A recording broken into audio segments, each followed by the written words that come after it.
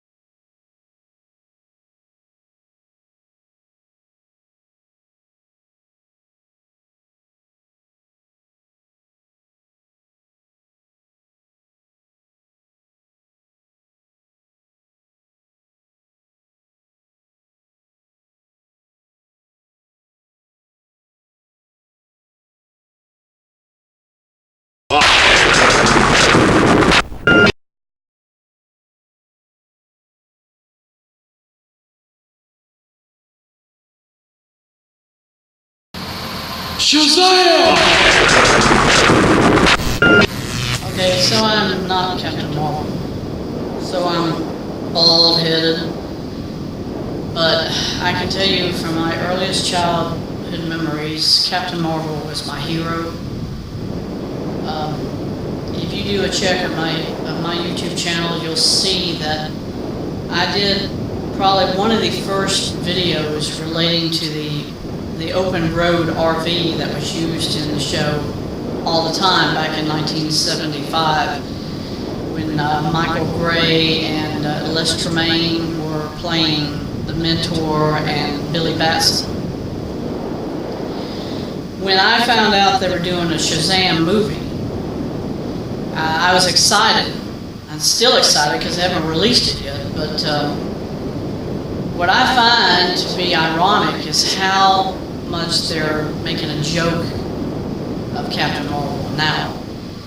And I decided I want to do a video to kind of emphasize the fact that the first movie that was made about Captain Marvel, ironically enough, is about a woman. Blonde-headed, blue-eyed, and yet this does not in any way reflect who was Captain Marvel. He was a man, not a woman. When I saw them releasing Captain Marvel the first time, I believe it was Marvel Characters, who was owned by Disney. They did this movie, and it's based on the idea that Captain Marvel was a woman, and it was not about he was a man. And now DC Comics, who really technically owns Shazam, they own the character Captain Marvel, has done a film, and they based it entirely on the original comic strip that was done. It was a comic book. As a matter of fact, after Filmation did the live-action show in 1975, they went back and they took DC Comics' original comic strip idea and they made an animated television show about Shazam. And it was much closer to what DC Comics intended that it would look like. They had Captain Marvel Jr., Freddie Freeman, Mary Marvel, who was Billy's sister, Uncle Dudley, and Mr. Tommy. Mr. Tommy never was shown outside of that comic strip storyline. He was a talking tiger. And he was one of the first people, as I understand it, who met Billy Batson after he was given all of his powers by the magician, the sorcerer. And the premise now of this new live-action movie is, I think, to put down the idea that it originally was a boy subject storyline, that it was about a guy who was a television reporter, and he was given these powers from all the immortals of Greek mythology, Solomon, Hercules, Atlas, Zeus, Achilles, Mercury. And they were all endowed to this individual by this magician or this sorcerer who was able to give them those powers. But for them to do one story, to be introduced of who Captain Marvel was, and then to say it was a woman, if I were DC Comics, I'd sue Marvel, because they owned it, and for them to say that, oh no, Captain Marvel was always a woman, it was never a man, and then they laugh it off. You know, that, to me, that was a travesty. You know, that they're making fun of something. And now you see all these, the merchandise that's coming out, they're promoting entirely the DC comic character as he looked. You know, the curly-ish black hair. He has sort of like a distinctive collar area around where the cape is, and I think that was another thing that they did in the movie to make it laughable that boys should have heroes. That's what they were doing, I think. They're trying to laugh off who is Captain Marvel. You know, yeah, he's a guy, he's a superhero. But they did it in a way, even seeing the trailer, it's like they're just laughing off this whole thing. You know, that it's now a joke. Well, it wasn't a joke when I was growing up. 40 years ago, I remember watching Captain Marvel on CBS every Saturday morning. Then they did the mistake of adding Oh Mighty Isis to the series. It was not Oh Mighty Isis with Captain Marvel. It was not Shazam and her together. It started off, it was Captain Marvel, Shazam, and then they figured at that time in the 70s, well, we have to try to create some storyline for girls. So they introduced with Captain Marvel at a certain point, Oh Mighty Isis. And to me, it was not interesting. I would see Captain Marvel, and then Oh Mighty Isis would come on. I'd say, forget it, I'm switching channels, and I would. I didn't watch it because I was not enthralled. It didn't appeal to me about this school teacher who was given some amulet that gave her superpowers, and it was a ripoff of Captain Marvel and Shazam because you knew they were trying to draw other genders into this magical world of Captain Marvel, who he was. And that's the reason why I never was interested to see it after that. I did not care for it. I have bought the series since that time, but the only reason I really bought Oh Mighty Isis is because at the end of that combination that they created between the two of them, they started having Captain Marvel appear with Oh Mighty Isis in the episodes. They were trying to tie them together, see? They figured, if we can't get the boys to watch a girl show, we'll bring him into it, and then it might draw them back in to the series. But it was a failed attempt, because it didn't last for more than maybe 3 or 4 episodes at the end. By that time, John Davies was Captain Marvel. Jackson Bostwick had left as Captain Marvel. He didn't come back. That was a sad day when Captain Marvel left, because he was the original.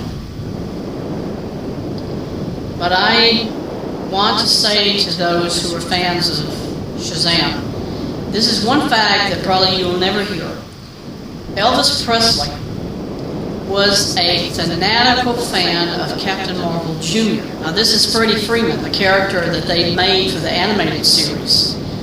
Freddie Freeman was a handicapped boy who was also like a news boy. He threw papers, whatever. He was not a news reporter like Billy Bassett, but he admired Captain Marvel. And at Graceland, which was Elvis's former home, you'll find comic books all over his house because he loved Captain Marvel Jr. Well, when I heard about this female Captain Marvel that they were doing a film about, I thought Elvis just rolled over in his grave. He would have never have endorsed something like that, because he loved Captain Marvel Jr. because it was so much a role model, a positive role model for young boys. And that's why Captain Marvel was so successful, because kids, specifically boys, need heroes.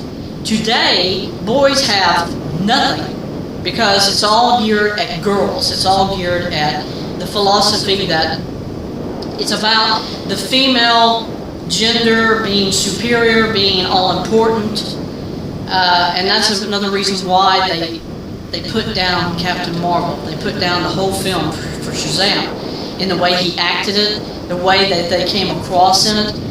This was a tantamount series for young boys in the 70s when I was growing up.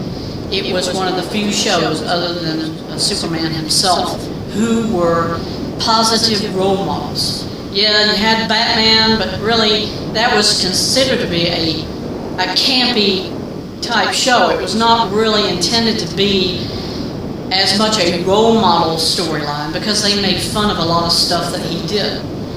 Captain Marvel was really the first character that was done live action, who they endorsed and they pushed on Saturday morning television.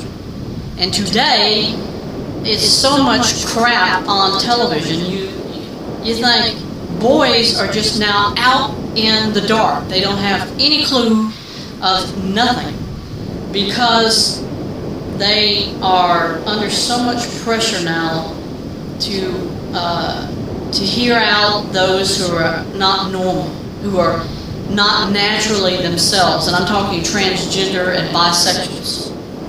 And who's behind it? Promise you, it's girls themselves, it's women. The more they can put the male gender into a chaotic lifestyle, the more they feel like their gender can become dominantly the only gender that's promoted on television or in movies. And that has happened all over the place. And Captain Marvel, to me, was the last real role model for boys.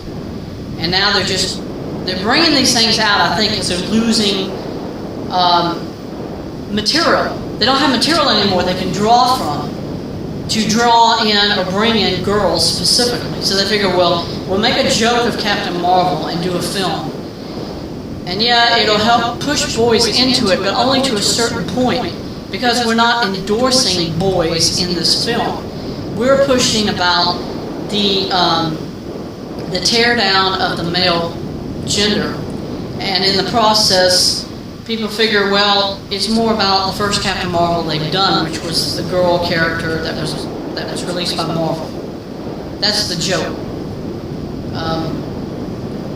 I hate to see this happening in our society, because I know that the more they do these things, the more our country and our ideology as a nation, culture that we've had for more than 100 years, is disintegrating, is disappearing. Because Obama wants this sort of thing where more chaos creates more of his philosophy of socialism and communism, and then it just takes over everything else. And so in the end, he is pushing, inevitably, he's pushing for Sharia law. I don't care what a girl says, under Sharia law, the male is the dominant character in the family, because the girl is admissive to any male she encounters. She is responsible to give reverence to him. And girls today are being taught, you're better than a guy, you're better than a boy, you're superior. I'm like, what is that going to do to our whole way of thought when Sharia law takes effect? And then they're going to realize the Muslims won't tolerate this sort of thing, where they think girls are all important. In nations where there is a definitive Islamic religion, they are allowing certain things for women and girls to do, but the primary key factor in Islam has not and will not change, and that is the man is dominantly the most important person. And that's the only thing I can say good about Islam, is that this is how God intended it to be in the beginning. Man was made because he was the dominant figure over the family. He was the breadwinner. He was the head of the family. And today you've got Captain Marvel and all the other positive role model storylines for boys and for young teen boys.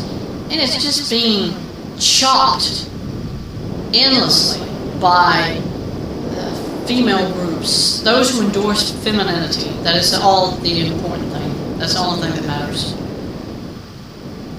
So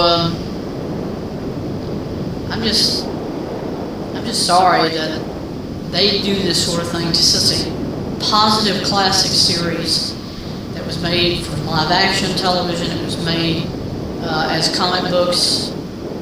You know, it had somebody like Elvis Presley who idolized Captain Marvel Jr.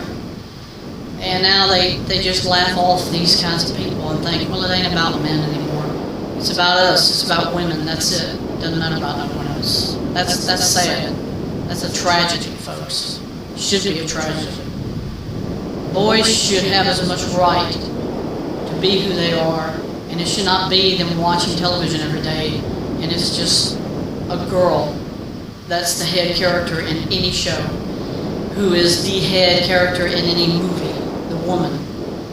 The guy is always shown as a backdrop to her. And I say the demise of America is already beyond probable. It's happening now. It's happening right now, because whoever controls everything that children see on television is definitely using their influences to promote and to endorse the female character, the female gender, and the denouncement and the degeneration and destruction of what is how God intended it to be. The male was supposed to be the head of the family. He was supposed to be the head of that's why they promoted boys throughout the entire 19th century and the 20th century. Because it was the man who was going to be the dominant person who kept the family together when he got married and had children. Now you have an upside-down society because of the philosophy, the girl is more important than the boy. He ain't nothing anymore. It's about the girl. It's about the woman. And that's why it's total chaos around us. That's why divorce is so absolutely out of anybody's idea of what it should be, because they don't care. Women think it's about them, and they don't care what the man says, so they divorce him. They get the kid, they say, that's it, I'm happy, you're out of it, you know, and then under the judicial system, the woman gets alimony for the rest of her life unless she remarries. And he has to pay for that child, even though he, in all technical terms, has very little to do with that child's upbringing, because now the judicial system says the mother is the only one who has any legal rights over that child's upbringing. It's not about the man anymore, because that's what she wanted. She just wanted that child. She has it. Boom. That's it. She don't need nobody else. She don't need him. So boys need role models, because there aren't any. Shazam to me was my role model. I'm sorry to see how they make fun of him today, because he was my role model. I wrote to Jackson Bostwick. I asked for his autograph. I said, you were my hero growing up.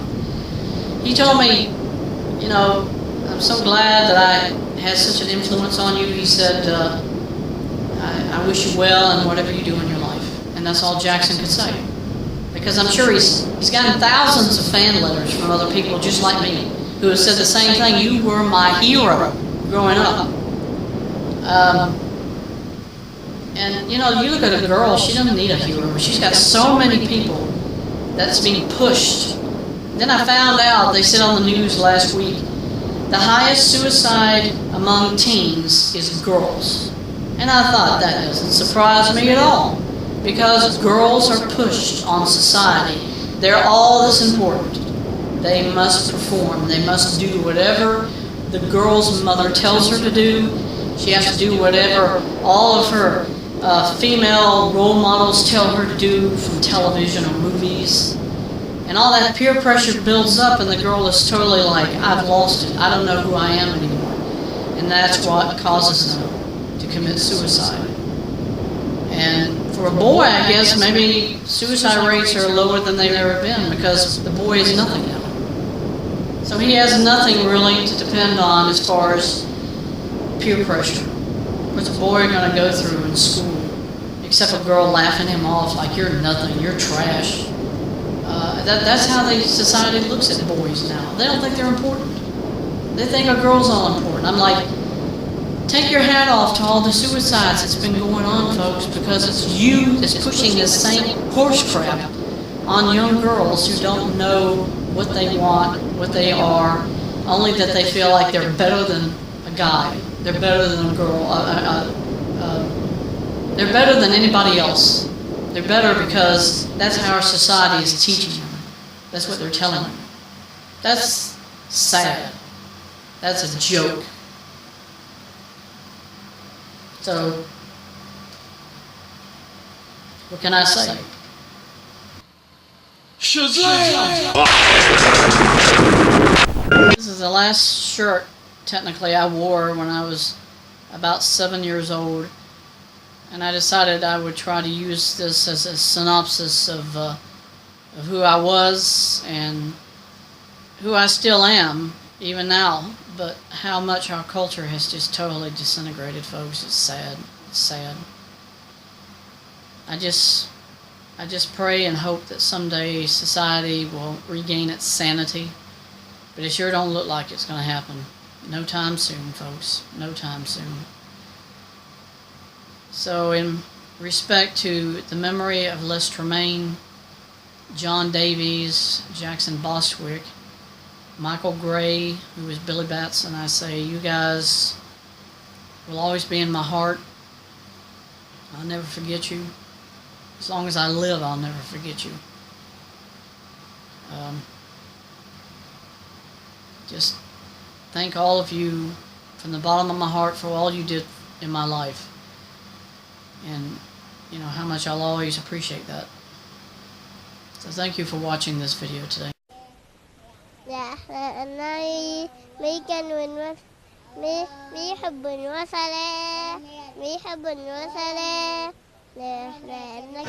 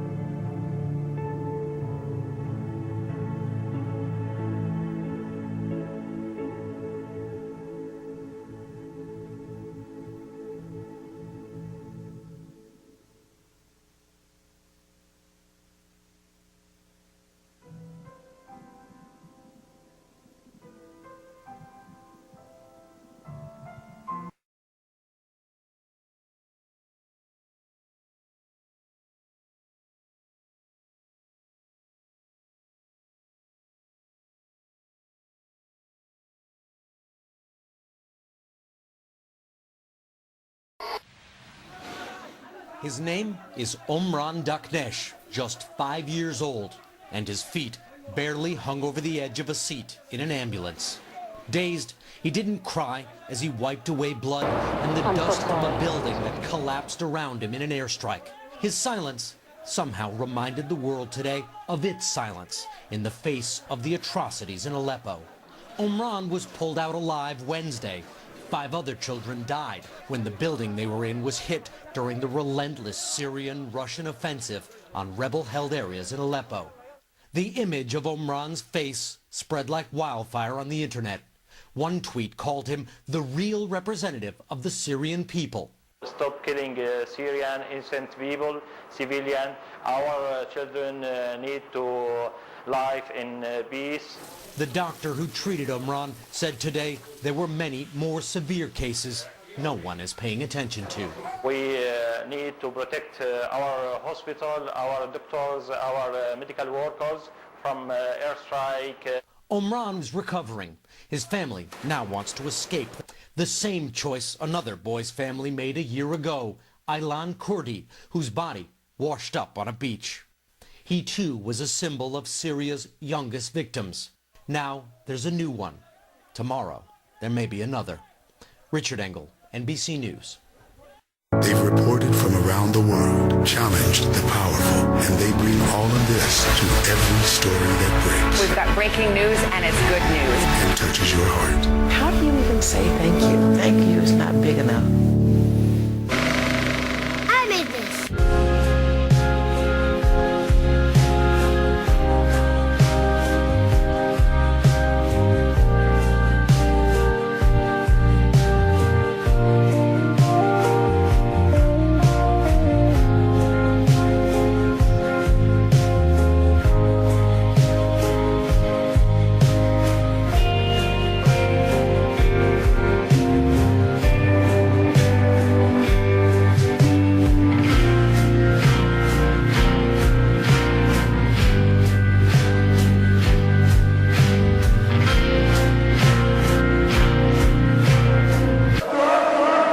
The images shocked the world. Relentless bombings. Stunned survivors.